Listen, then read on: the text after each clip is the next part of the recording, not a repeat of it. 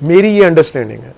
ٹھیک ہے, میں غلط ہو سکتا ہوں, اپنے علماء سے آپ پوچھ لیں, لیکن جو میرے سامنے نظر آ رہا ہے, جو میری آبزرویشن ہے, جو میں نے 50 سالوں میں دیکھا ہے, جو واقعات آپ لوگوں کے سامنے روز ہو رہے ہیں, آپ اس میں خود غور کر لیں کہ وہ بچہ جو ہے اس کے وہ مسجد سے یا مدرسے سے ملحقہ کا گھر تھا, وہ قاری صاحب یا پتہ نہیں جو بھی صاحب تھے جنہوں نے اس کے اوپر الزام لگایا, وہ اس جگہ پہ قبضہ کرنا چاہتے تھے اکارڈنگ ٹو پولیس کی لیٹر آن تفتیش.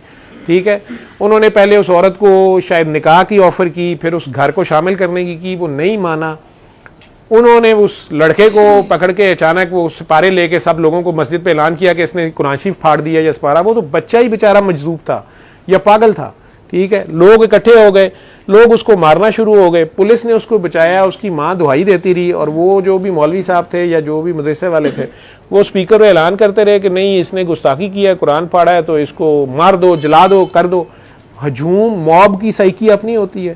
لوگ اتنے جذباتی ہو گئے کہ وہ اس کو آگ لگانے لگے. پولیس نے پہلے اسے تھانے میں رکھا ہے حراست میں, تو وہ تھانے والوں کی جانوں کو خطرہ, تھانہ توڑ پھوڑ, آگ لگانا, انہوں نے اسے چھوڑ دیا. لوگوں کے وہ بیچارہ آگے بھاگا ہے اور وہ کھیتوں میں سڑک کی طرف گیا ہے, وہاں لوگوں کے قابو آ گیا, لوگوں نے اس کو آگ لگا دی پیٹرول چھڑک کے, اور وہ شخص, اس کی ماں اس کے پیچھے بھاگتی رہی, اور وہ بچہ جو تھا یا لڑکا جو بھی تھا وہ ان کھیتوں میں بھاگتا رہا. یہ پولیس کے بھی ریکارڈ میں ہے, یہ اس گاؤں کے لوگوں کو بھی پتا ہے, اگر میں غلط ہوں تو وہ ڈینائی کر دیں اس کو.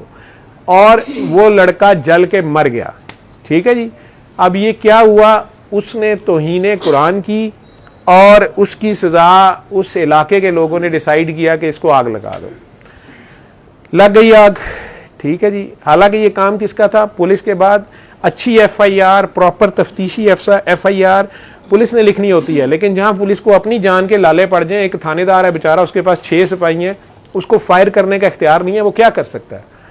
اور وہ اگر ڈنڈے سے اس کے اوپر وہ لکھوائی جائے, جو بھی ہوا بہرحال وہ ختم ہو گیا جی, سزا دے دی مجمع نے. صرف تھوڑے ہی عرصے بعد, رمضان کا مہینہ ہے, انہی کھیتوں کے پاس سے سڑک گزر رہی ہے, آئل ٹینکر الٹا ہے, اور وہ سارا آئل جو ہے وہ بہہ گیا ان کھیتوں میں. اسی گاؤں کے لوگ, بڑے بوڑھے جوان, اور اسی مسجد سے اعلان ہوا ہے کہ جس نے پیٹرول لینا ہے وہ جا کے لے لو. آپ پہلے مجھے بتائیں کہ کیا یہ مسلمانوں کا وتیرہ ہے؟ ایک مسافر کا سامان گر گیا ہے تو چاہے اس کے اب کام کا ہے کہ نہیں, لیکن اس کی اجازت کے بغیر اس کو لوٹنا گھسوٹنا, اور رمضان کے مہینے میں اور روزے کی حالت میں. ٹھیک ہے, میں کہہ رہا ہوں نا, ہم کہتے ہیں ہم اللہ کو مانتے ہیں, ہم اللہ کو نہیں مانتے ہیں. ہمیں ڈنڈے والا پولیس کا سپاہی کھڑا نظر آئے تو ہم ریڈ لائٹ پہ گزر جاتے ہیں, کھڑے ہو جاتے ہیں. جب سارجنٹ نہیں کھڑا تو گزر جاؤ, حالانکہ اللہ تو وہیں کھڑا ہوتا ہے, اللہ وہ دیکھ رہا ہوتا ہے, لیکن اللہ سے کون ڈر رہا ہے؟ یہ کہنے کی باتیں ہیں ہماری. وہی ہوا ہے وہاں, لوگوں نے اپنے ڈول, اپنے جس کے ہاتھ جو چیز لگی ہے, وہ پیٹرول وہاں سے لوٹنا شروع ہو گیا. اچانک آگ بھڑکی ہے, جب وہ پورا وہی فیلڈ, وہی کھیت, وہ پولیس آفیسر کہتے ہیں کہ ایگزیکٹ یہ جگہ ہے جہاں پہ وہ بندہ آگ کی حالت میں بھاگتا رہا, چیختا رہا, لوگ اس کو آگ لگاتے رہے, مارتے رہے, وہ پانی کی طرف نہ جائے, اس کی ماں اس کے اوپر پانی نہ پھینکے, وہ جل کے مر گیا. اسی کھیت میں, اسی گاؤں کے 200 کے قریب ہر نسل کا بچہ بڑا, میں کہتا ہوں عورت مرد, 200 سے زیادہ لوگ ہیں جو جل گئے. زمین نے اپنا فیصلہ دے دیا. اس جگہ پہ حد نافذ تھی. جس نے قرآن کی توہین کرنی تھی, چاہے وہ ہوش میں ہو یا نہ ہو, نیک ہو یا بد ہو, روزے سے ہو یا جو بھی ہو, سارے کے سارے اس زمین پہ وہی حد لگ گئی. اس میں غور کر لیں آپ لوگ. اگر میں نے تو جو بات مجھے پتا ہے میں نے بتا دی ہے, آپ سب لوگ اس میں غور کر لیں کہ اللہ کا نظام بے عیب ہے. پھر ٹھیک ہے, جو بھی آپ اللہ کو جب شامل کر لیں گے, اللہ کے نبی کو آپ شامل کر لیں گے, قرآن کے نام پہ کریں گے, وہ سب کے لیے ہوگا, وہ پھر سب کے لیے ہوگا.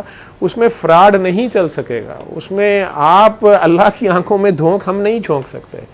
تو اللہ سے کرم مانگیں, رحم مانگیں, برکت مانگیں, فضل مانگیں, عاجزی میں رہیں. علم القرآن